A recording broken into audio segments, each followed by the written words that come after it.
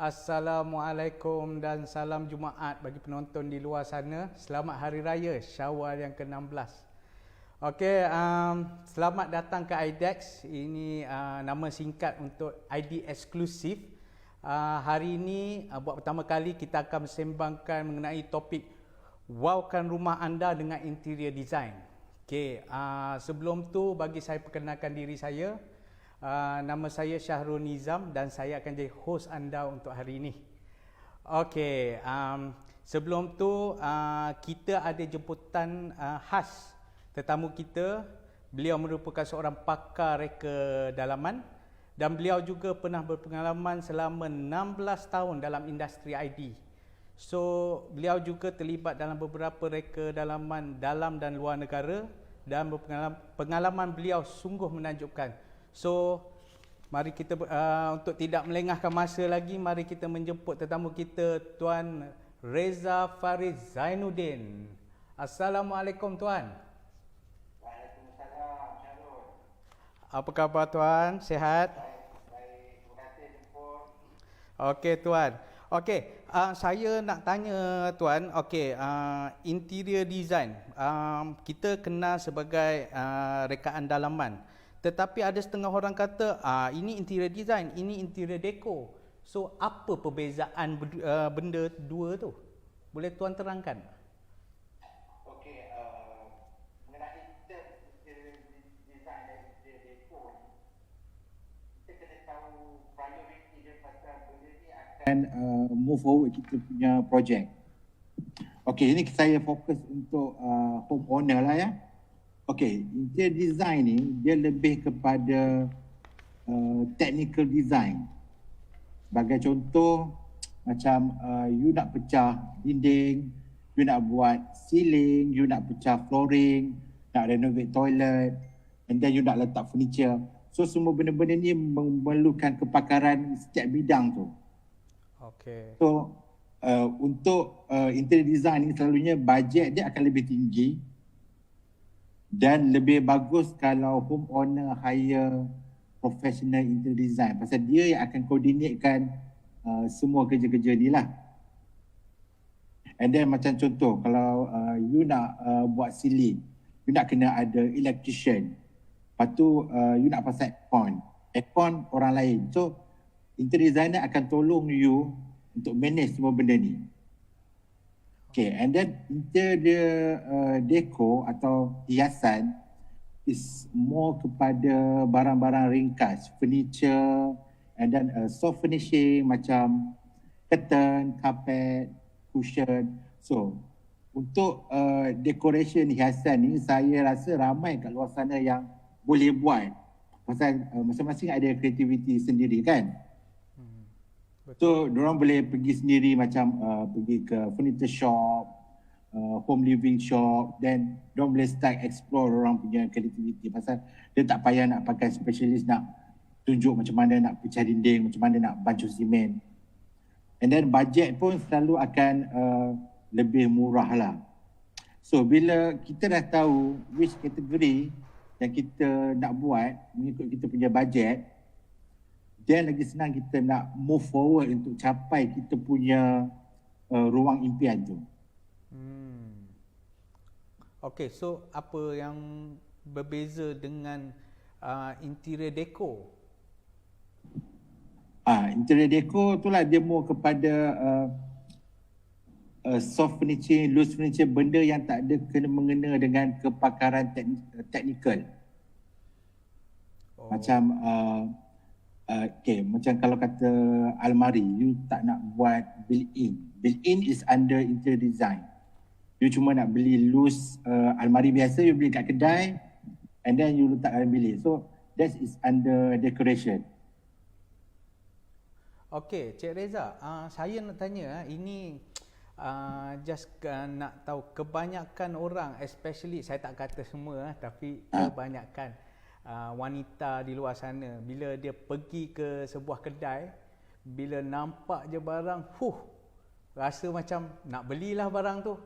The moment beli barang tu, bila sampai rumah baru dia nak match dengan dia punya interior. So, benda tu kadang-kadang sampai satu tahap dia akan menjadi cacah merbah. So apa nasihat Cik Reza untuk orang-orang yang macam ni? Boleh Cik Reza explain sikit tak? Okay, so kita fokus more to interior decor lah ya. Okay. Berpandukan soalan ni. Okay, bagi saya lah, kita jangan terlampau gopoh nak beli something. Kita kena tengok dulu apa yang kita ada, study dulu betul-betul apa yang kita nak, dan research barang-barang yang kita nak tu, dia punya quality, availability semua, dan baru kita purchase lah. Pasal kalau kita macam nampak cantik terus beli tu, yang nanti sampai rumah nanti tengok semua benda macam tak kena. Okay. So Cik Reza, okay, itu yang untuk wanita yang pergi tak boleh nampak barang okay. Saya nak tanya juga pendapat Cik Reza dari segi kalau pasangan yang baru berkahwin. So biasanya yang baru berkahwin ni diorang kemungkinan rumah tu dah ada. Tetapi kita tahulah mungkin lelaki dia ada cita rasa dia, perempuan pun dia ada cita rasa dia. Macam mana kita nak supaya cita rasa berdua tu digabung supaya lebih harmoni rumah tu. Tak adalah masalah isteri nak gubahan macam ni banyak bunga, yang laki nak futuristic. So boleh tak you bagi nasihat sikit? Okay, selalu yang saya jumpalah klien, kalau pasangan baru ni, of course lah dia akan go for interior design, means more technical. Kan dia nak buat kitchen cabinet, dia nak tambah ceiling. So banyak benda yang dia kena consider lah. So basically bila kita jumpa klien, kita akan tanya the husband and wife apa yang diorang nak, and then ruang mana yang priority untuk each of them. Okay, sebagai contoh, 2 tahun lepas saya pernah buat satu rumah ni dekat Kajang, HV Resident. Okay, dekat sana the husband and wife, okay, diorang dah ada idea. Diorang nak rumah diorang macam modern, tapi diorang still tak boleh imagine macam mana nak combination of the colour dengan elemen-elemen yang diorang nak. So as a designer, I will come with we call a concept board, mood board, vision board to start the process. So sebagai contoh okay, contoh macam dia punya rumah dia living hall dengan dining area sekali. So kita tahu living hall is more to family punya area, dining more to under control of the wife kan. So wife dia cakap, okay, wife dia nak ada colour hijau, tapi wife dia tak nak colour-colour yang girly. Dia tak suka yang macam feminine sangat, and then tak suka benda yang terlampau banyak pattern. So as a designer, we will come up with ideas. So kita akan cari macam a few images and then a colour scheme, dan kita akan beritahu, okay, ini apa yang kita dapat visualize dia punya to say apa yang dia nak. And then kita pergi pula ke ruang seterusnya macam dapur. Okay, selalu dapur ni orang perempuan lah kan, dia mesti nak itu, nak ini, nak ada tempat untuk nak bake. Waktu ni pun kita akan tanya, okay, equipment apa yang dia nak, apa dia nak, design, colour scheme, and then at the same time kita akan advise juga material-material yang sesuai based on dia punya apa yang dia selalu buat. Kan, macam kalau orang tu dia more pada baking, kita akan suggest more area for the preparation area. Okay, so macam benda-benda ni dia perlukan technical detail yang banyak lah. Macam kita kena tahu semua benda, macam height of the counter, and then the thickness of the panel, semua benda tu. So kalau you tak hire professional ID, so mungkin result tu boleh jadi cantik, tapi nanti ada benda-benda yang after setahun dua tiba-tiba tengok macam dah tak relevan. And then kita sampai next example, kalau kita pergi dia punya bedroom. Bedroom ni agak susah lah pasal husband and wife dua-dua pakai kan. So selalu this one kita try to discuss with them supaya both agree with the ideas. Okay, so bagi anda mereka yang di luar sana yang baru kahwin ataupun kahwin seorang dah ada rumah yang dah hias, tiba-tiba datangnya bakal isteri untuk berubah hiasan tu, korang dinasihatkan kalau boleh cari ID supaya ID boleh bagi pandangan mereka, apa-apa idea supaya dua setuju dengan interior design rumah tersebut lah. Okey, Cik Reza, saya nak tanya sikit. Okey, kebiasaannya apa beza design lelaki dan design perempuan? Macam contohnya kita tahu biasanya apa yang sering digunakan oleh lelaki, elemen-elemen dia, dan apa yang digunakan oleh perempuan, elemen-elemen dia juga untuk menghias interior design tu. Okey, kalau dalam industri kita panggil feminine or masculine approach. Pasal zaman sekarang ni bukan semua perempuan suka yang feminine thing dan bukan semua lelaki suka benda yang very very masculine, very rigid. So ada juga klien perempuan yang dia tak nak nampak geli, dia tak nak rumah dia colour pink. Dia still nak nampak masculine. Tapi at the same time kita tak naklah rumah dia nampak macam lelaki sangat. So kita still mungkin kita akan guna furniture yang curvy tapi colour yang lebih monoton. So untuk this type of approach, itulah kita perlu ada vision board tu. So before you start your project, before you nak hias you punya bilik or rumah, you ada vision board. Okay, you dapat idea apa yang you nak. Macam you nak feminine design, okay, kalau you nak ada pattern, flower pattern. Tapi you tak nak bunga tu macam colourful sangat. So, you akan pergi cari fabric yang sesuai lah. Macam daripada vision board tu untuk memudahkan you mencari apa yang you nak. Sama juga dengan lelaki. Ada juga lelaki yang suka bunga. Ada juga lelaki yang suka colour lembut.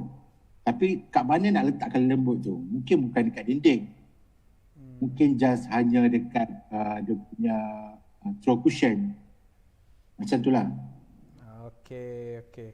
So ni nak tanya, ni sering ditanya oleh orang di luar sana, bagaimana nak maintain kecantikan rumah, maknanya daripada hiasan, dekor semua tu, tetapi disebabkan ada anak-anak atau binatang peliharaan, dia mengekang untuk buat hiasan. Contohnya macam rumah, kita tengok rumah orang, oi lawanya, kita nak buat sama. Tapi memikirkan kita ada anak atau kita ada binatang-binatang ni, menyebabkan kita kekang untuk nak hias benda-benda tu. End up kita hias ikut dan je. So apa pendapat Cik Reza tentang isu ni? Okay, tricky sikit Okay, kita go to kids. Okay, macam kids ni, pendapat saya lah, dia lebih kepada behavior. Macam parents tahu anak-anak dia suka apa. Anak-anak dia jenis yang aktif, yang suka punggah-punggah atau yang suka diam. So once parents sudah tahu, dia kena sediakan ruang yang sesuai untuk anak dia, ruang bermain. Okay. And then dia kena tahu kalau macam anak dia jenis yang mungkin makan tumpah-tumpah ke, so dia kena tahu pasal anak dia kecil, saya tak boleh kontrol, dia punya furniture kena yang senang basuh. Contohnya macam kapet pun kapet yang bukan bulu tebal supaya senang cuci. So benda-benda ni dia kena study for a while lah, dia punya environment. Sama juga macam pets. Ada kucing yang suka cakar-cakar, so rosak furniture semua So penting untuk dia beli dia punya cat toys and then beli spray kucing, yang mana spray kucing tu kalau you spray dekat furniture, kucing tu tak akan cakar. Okay. Alright. Okay, Cik Reza, saya nak tanya, kalau andai kata orang-orang baru di luar sana, okey, nak minta nasihat atau pandangan yang boleh Cik Reza sampai kepada mereka yang baru saja nak berjinak-jinak dalam hobi hiasan dalaman rumah. Nak berjinak-jinak? Orang-orang biasa yang baru nak start, saya nak belajar, nak hias. Apa ada nasihat apa-apa ke untuk mereka yang baru nak mula?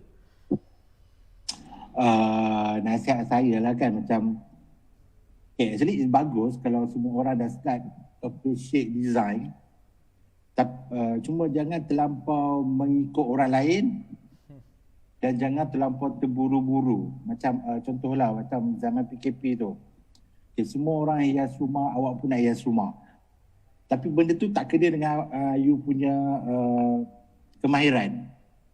So end up result tu macam kurang memuaskan lah. So benda ni you kena teliti, study, and then again pentingnya vision board tu as a guideline untuk apa yang you nak achieve. Okay. Ni ada kejap. Alright.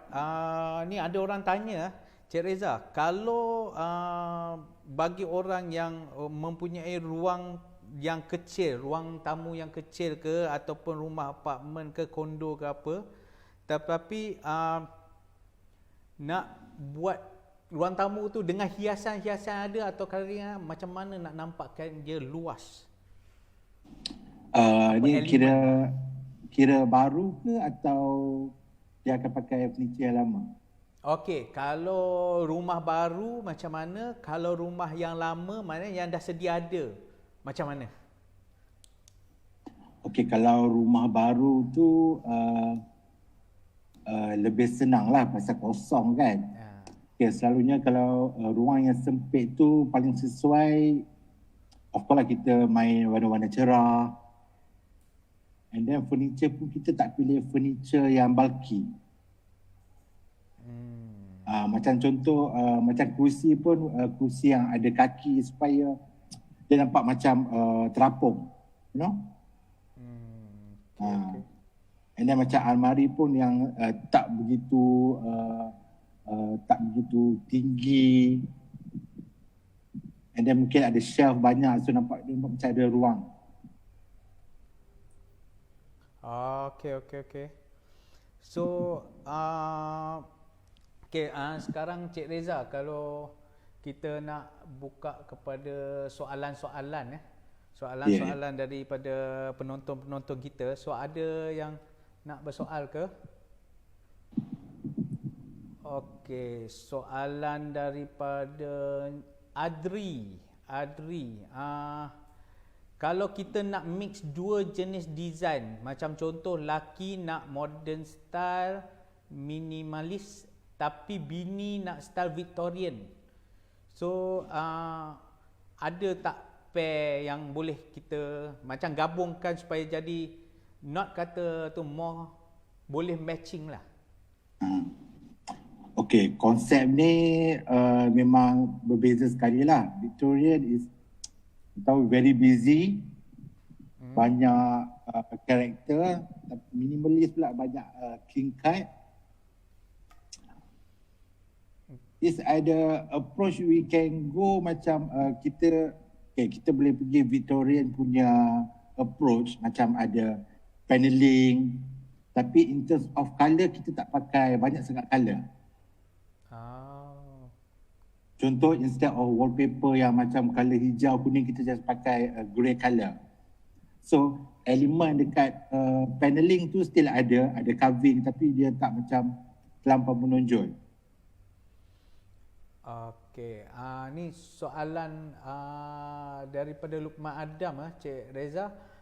sebagai pelanggan, apakah persediaan yang perlu mereka buat sebelum mereka engage dengan ID consultant? Apa dia orang perlu prepare? First, you kena tahu secara basic lah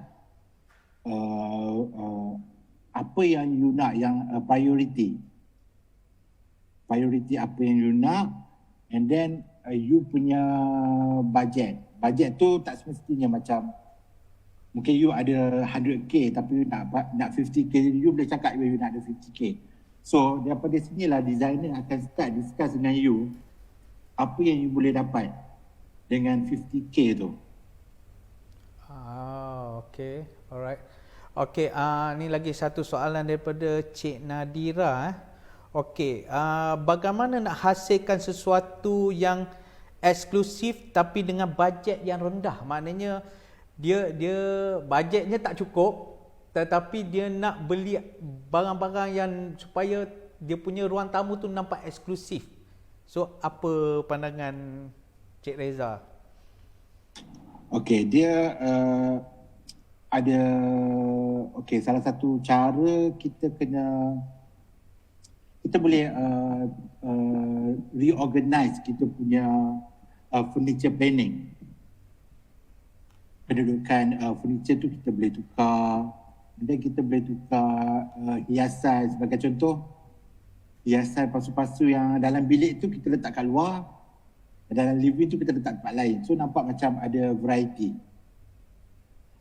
And then dengan bajet yang kecil mungkin kita boleh repaint some furniture, and then kalau ada fabric lebih mungkin kita boleh buat throw cushion. So kita guna, so it's more to like DIY punya konsep lah. Okay. Cik Reza, ni ada seorang ni, Syamzari, dia ada bagi soalan agak menarik lah bagi saya.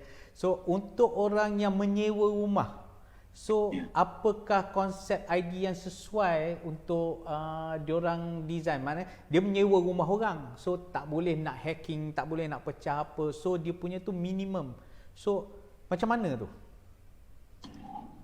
Okey, untuk orang yang menyewa ni kita more tu pakai loose item lah. That's why kalau kita study balik IKEA konsep tu memang sesuai untuk orang yang menyewa. Kalau dekat Europe memang mostly orang yang menyewa dia akan beli IKEA pasal dia boleh pasang, once dia nak pindah dia bawa keluar balik. So kita cari furniture yang macam almari yang kita boleh fix dekat wall, tapi at the same time kita boleh buka balik dengan senang.